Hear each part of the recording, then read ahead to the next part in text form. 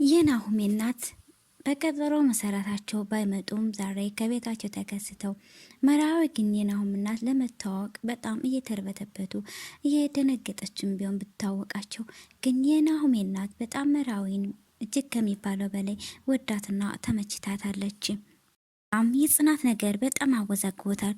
እንዴ እች ልጅ ፍቅረኛ ብዬ ሳስባት እንደ ሰርተኛ ታስባለች እያለ ነበር። ሰላም ጤና ይስጥልን የተወደዳችሁና የተከበራችሁ የመሲ ዩቲዩብ ቻናል ተከታታዮች፣ በተወዳጇ በጽናት ድራማ በክፍል 60 መጠናል። ላይክና ሼር ሰብስክራይብ እያደረጋችሁ እስከ ቪዲዮ ፍጻሜ ቆዩን። የዛሬስ ምንድነው የሚለውን አብረን እናያለን። ሰናይትም ባለችበት ሰዓት ስልክ ይደወልላታል። አይተም ስልክ በተደወለባት ሰዓት አንቺ ሴትዮ ለምን አታይንም? ህይወታችን እንኖርበት እህቴ የሆነ ነገር ብትኖር ኢትዮጵያ ውስጥ እንዳለው እንዳትረሺ በማለት ትዝትና ስልኩን ትዘጋለች። ቆይታም የተደወለበት ስልክም በተናደደች ስል ለመመለስ ትሞክርም መራዊ ነበረች። መራዊትም ወደ ቤቷ እንድትሄድ እየጠረቻት ነበረ። ሰናይትም ወደ ቤታቸው እንደማትሄድ ትነግራታለች። መራዊ ምን ሆነሽ ነው እያለቻት ነበረ።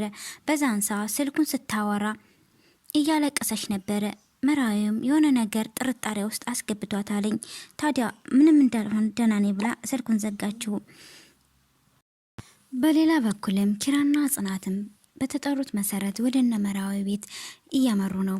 ታዲያ ሰናይት መጣ ነበር እንዴ እያለ እየጠይቃን ነበር። ጽናትም ኧረ አልመጣችም ካለችም በኋላ ያው እኮ ነው የነኪ ቤት ሲል እሱም ተናደደና ሂጂና አንኳኩተሽ ሰላም በይው አላት። ለምን እኔ እንድናገርሽ ትፈልጊያለሽ አላት ኪራም። ከዛም በመሀልም መጨቃጨቅ ጀመሩ። ደግሞ የቤት ሰራተኛ ነሽ እኔ ባንቺ አልቀናም ይላታል። የቤት ሰራተኛ ትላለቅ አለች። አዎ ምን ነው በሙሉ ስምሽ ደበረሽ እንዴ አላት። እሷም ለምን ይደብረኛል ሙሉ በስራዬ ለምን አፍርበታለሁ አለችው። በዛም እየተጨቃጨቁ ከቆዩ በኋላ በቃ እኔ ሄጃለሁ አንቺ ተሎ ሂጂና ስራ አግቻት በማለት ገፍትሯ ጥሏት ይሄዳል። እንግዳ ለመቀበልን በስራ ላይ የነበረችው መራዊም ይመጣና ቁጭ በይ አሁን እረፍት ያስፈልግሻል ካላት በኋላ ቤተሰቦችን ስለምትወጅልኝ በጣም አመሰግናለሁ እያላት ነበረ። እንክብካቤ ትፈልጋለ እኔም አንተን ስለሰጠኝና ስለምትከባከበኝ አመሰግናለሁ ካላችን በኋላ ወዲያውም እነ ጽናት ለምን ቀሩ አለች። ናሆሜም መንገድ ላይ ተጋጭተው ይሆናሉ አለ። ናሆሜም መራዊም እንዴት ቀሩ? መንገድ ላይ እኮ እየመጣን ነው ብላይ ነበረ አለችው። በዛን ሰዓትም ወዲያውኑ ይንኳኳል። በር ሊከፍትም ሲሄዱ መራዊ ጭንቀትና ሀሳብ የሆነባት የናሁሜ እናት ስትመጣ ትወደኛለች አትወደኝም የሚለው ነገር እያጨናነቃት ነበረ። አምላኬ ሆይ በናሁሜ ፊት ሙሉ አድርገኝ እያለች ጸሎት እያደረገኝ ነበረ። ጽናትም በጥሪ መሰረትም ወደ ቤት መጡ። ልብሷን ቃይራ ወደ ስራ ልትገባ ስትል ስራውን እንደጨረሰችና አንቺ እንድትመጪ ብዬ ነው እንደዚያ ያልኩሽ አለቻት። በሳን ሰዓትም ናሁሜን እናት ለመቀበል ነው ብላ ትነግራታለች። ጽናትም እንደፈራሽ አውቃለሁ፣ ነገር ግን ደግሞ አንቺን አግኝተው ደግሞ ምን ይላሉ? አንቺ ሙሉ ሰው ነሽ፣ ጎበዝ አስተዋይ ነሽ እያለች ጽናት መራዊን እየመከራት ነበረ። መራዊም እኔ እንጃ በጣም ፈርቻለሁ አለች። መራዊም የት ሄዱ እንዳይሉ ወንዶቻችን እንሄድ አለች። ጽናትም ብድግ አድርጋ ያንቺ በመጣ እንጂ የኔስ ሄደችልኝ የሚል ይመስላል አለችው። ኪራ ያላንቺ አይሆንም እንደዛ ትበይ አለቻት መራዊን። በመንገድም ሲጨቃጨቁ እንደነበሩና ነገረቻት። ናሁሜን ብሎ ነበር ምናልባት መንገድ ላይ ሲመጡ ተጣልተ ሆኗል እያለ ነበረ። አየሽ አይደል ጭቅጭቃችን እንኳን ዓለም አቀፍ ሆነ አለች ጽናት። ከዛም ወደ ኩሽና እንግባ የሰራውትን ነገር ቀማምሽልኝ አለቻት መራዊ። ጽም አብሮ ከሄዱ በኋላ እንግዲህ በሌላ በኩልም ናሁሜና ኪራም ሳሎን ተቀምጠው መቼም ጽናት ሜካፕ እየተቀባችሁ አይደለም የቆያችሁ፣ ምንድን ያረጋችሁ ነው የቆያችሁ? ኪራም ሴቶች እኮ ምንም ሜካፕ ባይቀቡም ቶሎ አይወጡም አለ።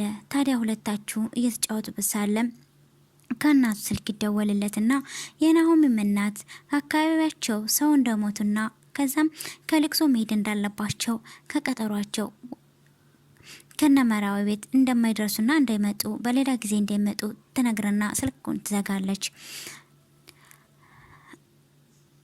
ናሆሜም መራዊኩ ሌሊት ሙሉ አልተኛችም እኮ እንደዛ ለፍታ ምግቡ እንዴት ሊሆን ነው እያለ ነበረ።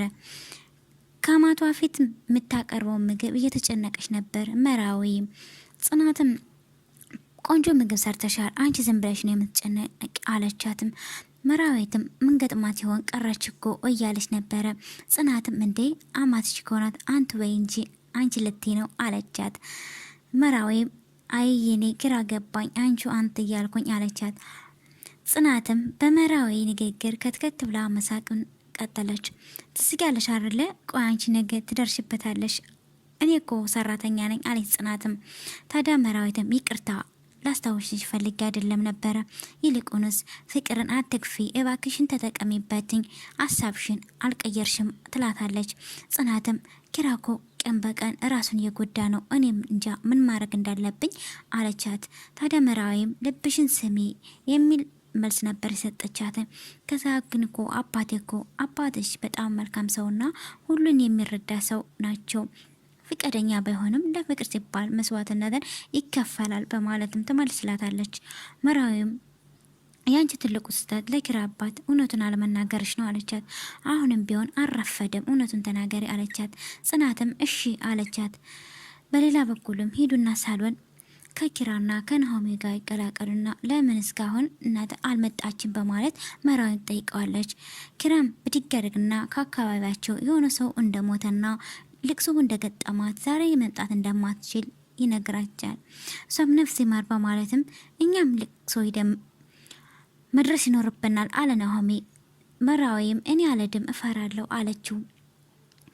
ከተዋወቅነ በኋላ ሊሆን ይሻላል፣ አሁን ግን አይን አውጣነት ነው የሚሆንብኝ አልሄድም አለችው። ጽናትም ቀጠለች፣ አዎ ከተዋወቃችሁ በኋላ ይሻላል፣ አሁን ግን ትክክል ናት መሄድ የለባትም አለች። ኪራም አንድ አይነት እኮ ናቸው አየህልኝ አለ ናሆሜም። መራዊም ደብሯታል፣ እንዴት ፈታ እናድርጋት እያለ እያሰበ ነበረ። ለምን ሰብሰብ ብለን እዚያ እናመሽም አለ ናሆሜ። አናድርም ሲል ኪራም በጣም ተናደደና እኔ እዚህ ከጽናት ጋር አልተኛም አላድርም አለ። ፈርዶብሃል፣ እዚህ ሶፋ ላይ ትተኛለህ እየተባባሉ ነበረ። መጠጥ ቀረበና ሁላቸውም እንግዲህ መጫወት መጠጣት ጀምሮ ስትሰክሪ እኮ ፍቅር ነሽ ሁልጊዜም ላስከርሽ ወይ እያለ ነበር ኪራ። እኔ እኮ ዝም ብዬ ነው እንጂ ፍቅር አውቃለሁ አለች። ከዛ ጨዋታቸው ጠለመጣና ጽናትም የሆነ አንጫወትም አለች። ምንድነው ሀሳቡ ሲሏት የሆነ ቁጥር እንያዝና ያን ቁጥር ያወቀ ይታዘዛል አለች። እሺ ብለው ሁላቸውም ተስማሙበት። እቅዱን ካወጣ በኋላ ጨዋታም ቀጠለ። ከጨዋታው መካከልና ጽናት ነበር የደረሳት። ጠያቂው ኪራ ነበረ። ኪራም ጥያቄውን ቀጠለ። ኪራም ትጠይኛለሽ ብሎ ጠየቃት። እሷ እንዴት ጠራለሁ ስትለው ለጠየቁሽ ጥያቄ ቀጥተኛ የሆነ መልስ እንድትመልሽ ነው ፈልግ አለ ኪራ። ጽናትም ቀጠለችና ልጥላክ ብል እንዴት ብዬ ነው የምጠላክ በማለትም መለሰችለት። ኪራም ታዲያ ካልጠራሽ ለምንድን ነው ለሌላ ሰው ለምድርኝ ያሰብሽው ይላታል። እሷም እናትህ በማለት በመርበትበትና ሁሉን ነገር ሀሳቡን ለመናገር ስትፈልግም መራዊ በማላቸው ትገባና ነገሮችን ጽናት ዝም በይ ይበቃሻል እያለ ታስቆማለች። ጽናት አንድ ጥያቄ ብቻ ነው የሚፈቀደው በማለት ታስቆማታለች። ታዲያ ተኝተው ሳለ መራዊና ናሆሜም ታዲያ ቅድም ጽናት ምንድን ነበር ልታወራ የነበር የደበቃችሁን ሚስጥር አለ እንዴ ልታወራ ስትል ያስቆምሻት ንገሪ እያለ ነበር። መራዊ መናገር ስላልፈለገችም በቃ ደክሞኛል እንተኛ ነው መሽቷል አለችው። ጽናትም በጠጣችው መጠጥም አማት ነበረ። ኪራም ደግሞ ለምን ትጠጫለሽ ይህን እያወቅሽ ለምን ትጠጣች እያለት ነበረ። እሷም ስጠጣ ለምን አታስቆመኝም ነበረ። እሱም ሲሎች ትሰሚያለሽ አላት ኪራ። እሱም የፓፓያ ጁስ ሲላት ማን ይፈጨዋል አለችው። ልግባና ልረፍ አንተ የምትፈልገው ነገር ካለ ቀስቅሳኝ በማለትም ተነስታ ትሄድ ነበረ። እየተንገዳገደች ስለነበረ ኪራም እንዳትወርቅ ለመገደፍ ቢሞክርም ልቀቀኝ ራሴን ችዬ እሄዳለሁ ብላ ጥላው ትሄዳለች። ይሄ ልጅ ግን የሆነ ትቦ ውስጥ ነው የሚከትሽ በማለትም ይናገራታል። የናሆሜነትም በቀጠሮ መሰረቷ ወደነና እና መራዊም ሳሎን ተቀምጠው ባሉበት ሰዓት ወገቧን እያሸትም እናታቸው በዛ በኩል በር ተንኳኩቶ ትመጣለች። መራዊም በድንጋጤ ነበረ በዛም በኩል ነበር መራዊት ተበረብታ ያየቻቸው። እናታቸው መጣ ስትል አልተቀመጠችም። ምነው 3 ጊዜ ካልዞርኩኝ አይጸናም አልሽ እያለች ነበረ። መራዊት እባላለሁ የናሆሜ ጓደኛ ነኝ አለች። እሷም የናሆሜ እናት እንደሆነ ከተታወቀች በኋላ ግን የናሆሜ እናት መራዊን እንዳየቻት ወዲያው ነበረ የወደደቻት። የት ነው ያመጣሃት ያለ ናሆሜን ከሐዋሳ ነው ያመጣዋት። ታዲያ የሸገሮች አለቁብህ እንዴ አለችው። እናቱም እንዴ ማየ የመጀመሪያ ይኮናት እንደዚህ አይነት ወሬ ለምን ታወሪያለሽ? እናቱን ጠቆም እያደረገ ነበር ናሆሜ። ለእናቱም የልጅ ልጅ የምታሳየኝ መቼ ነው እያለ እናቱም ጠየቀችው። እኔ እኮ ገና አንድ ፍሬ ልጅ ነኝ የልጅ ልጅ ለማየት ቸኮልሽ አላት። መራዊም ከተለየቻቸው በኋላ ወደርሽሽ እንዴ እማዬ አለ ናሆሜ። ማዘራ እናቱም በጣም ጥሩ ልጅ ናት ወድጃታለሁ በማለት መለሰችለት። መራዊም ወደ ኩሽና ከገባች በኋላ የናሆሜ እናት እንደመጣች እንደተጨናነቀችና እንደጨነቃት ለጽናት ደውላ ሁሉን ነገር ነገረቻት። ታዲያ በመስኮት ልውጣ ወይ እያለች ነበረ። ስልኩን ከዘጋች በኋላ እባክን ከመደናበር ጠብቀኝ እያለ ፈጣሪዋን በጸሎት ትለምናለች። በሌላ በኩል እናት ተነስታ ልጄ በጧት መነሳት ለምደሃል ወይ አለችው። ሲላትም ካለች በኋላ አባትህ አሁን እኔ ትቼው ስለመጣው በርበር እያየ ይሆናል ደግሞ አንተ ሳት ነገረው ስለተከራየክ በጣም ተቆጥተዋል እያለችው ነበረ። ናሆሜም ይሄን ነገር እኮ ማበረታታት ነበረባችሁ አለች። እሷም ይልቁንስ ልጄ የት ናት ስትሰራ እኮ አትሰማም አለችው። እሷ በማለዳ ነው እየተነሳችው ቁርስ እየሰራች ነው አለ ናሆሜ ብሎ መለሰላት። ማዘሩም እቃው ተስማምቷታል ማለት ነው አለች። ደግሞ እንዴት ነው? ማዘሩም በጣም ነው የወደድኳት ይልቁንስ አጥብቃ ያዛት አለችው። ምን ማለት ነው ማየ? ውለድ ነው ምልክ ለምደማትወደው አለችው። እሺ በዚህ ጉዳይ ከቤት መጣን እንከራከራለን እያለ ሳለ ወዲያው መራዊት መጣና ዳቦ ግዛ ናሆሜ እያለችው ነበር። እሷም በዛን ሰዓት ድንጋጤ ነበረ። የኪራ እናትም ፍራቸዋን ከፊቷ ላይ ስለተመለከተና ሳላየች አትፍሪ እኔ እኮ እናትሽ ነኝ በማለትም የቆመጭበትን እንድትቀመጥ አደረገቻት። ሌላ በኩልም ሰናይት እንግዲህ ቤት ዘግታ በተቀመጠችበትም ታንኳኳ ነበረ። ከብዙ ማንኳኳትና ከብዙ ሰዓታት በኋላ ከፈተችላት። ለምንድን ነው ስልክሽን ማታነሺ? ምን ሆነሽ ነው ግን? በደህናሽ አይደላችም አለቻት ጽናት። ሰኒም ትንሽ ራስ ምታት አሞኝ ነበረ አለቻት። ጽናትም ራስ ምታቱ ዝም ብሎ እንዳልመጣብሽ ይሰማኛል አለቻት። የሆነ ነገር ደብቀሽኛል እባክሽ ንገሪ እያለ እየለመነቻት ነበር። ሰኒ ምንም ነገር የተፈጠረ ነገር የለም ስላመመኝ ነው ካለቻት በኋላ እንዲያውም ወጥን አየር እንቀበል አለች ጽናትም። ከዛ መውጣት እንደማትፈልግና የሆነ ነገር ሆኖሻል እንጂ በደናሽ እንደዚህ ልትወኝ አቺም የሆነችውን ነገር እንድትነግራት ብትፈልግም ሰናይት ግን ፍቃደኛ ስላልነበረች አልነገረቻትም። በመጨረሻም እንውጣ ካልሆነ ተባባሉና ኪራም ከቤት ከሄደ በኋላ ጽናትን ከቤት አጣት። እሱም ስልክ ይደውልላታል። ስልክ ደገር በኋላ የት ሄድሽ እያለት ነበር። ከሴናት እንደሄደች እየነገረችው ነበረ። ከዛም ካስፈለገ ቶሎ መለሳለሁ ብትለውም ለምን ሄድሽ ሳታስፈቅጅኝ ለምን ትመጫለሽ ነበር የመለሰላትኝ። ታዲያ ኪራም ይችልሽ ግን ምን ይሻላታል?